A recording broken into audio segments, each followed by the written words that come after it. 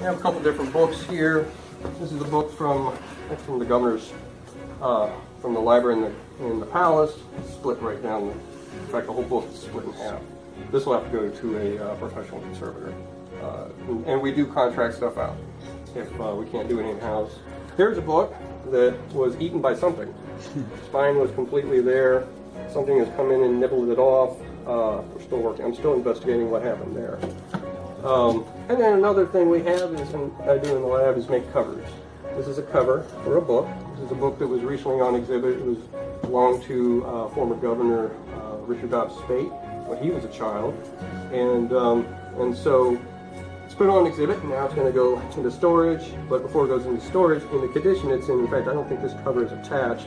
What I've done is created this cover, and then it will go into a place where we keep our books.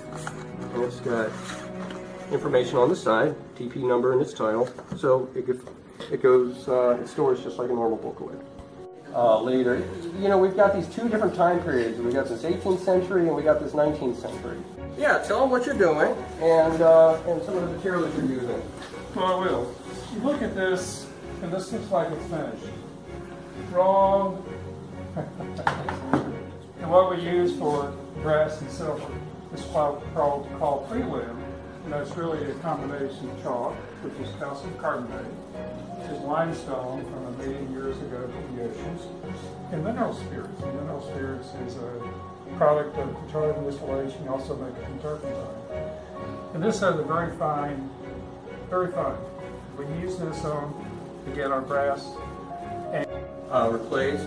We had a lot of glue up issues. One of the legs was actually, it had been previously broken and repaired with some sort of weird epoxy, so it was completely irreversible. And so when I found that the other leg was broken, I repaired that properly, found then that it was not setting well, and found that the other leg on the outside had been broken. Somebody had used a hardwood epoxy. I mean, you would have had to use a chisel or a drill to get it out. So what I do is I use these little sponges. This is a mercury sponge, and you put it on the mercury. You get it a little wet. Put it on the mercury, and it'll absorb right into it. And then the whole thing goes into a specially marked can in my fume hood room, which is just for mercury, and it can be only picked up by a hazardous material waste company. So this is the before, this is the piece, and this is the after. You'll notice there are some differences. This is corner blocks, this is not. On the other chair, what we're using is our original chair. It's got dovetailed tenon here. This is not dovetailed. There are a lot of, when you have a piece, it's changed over time.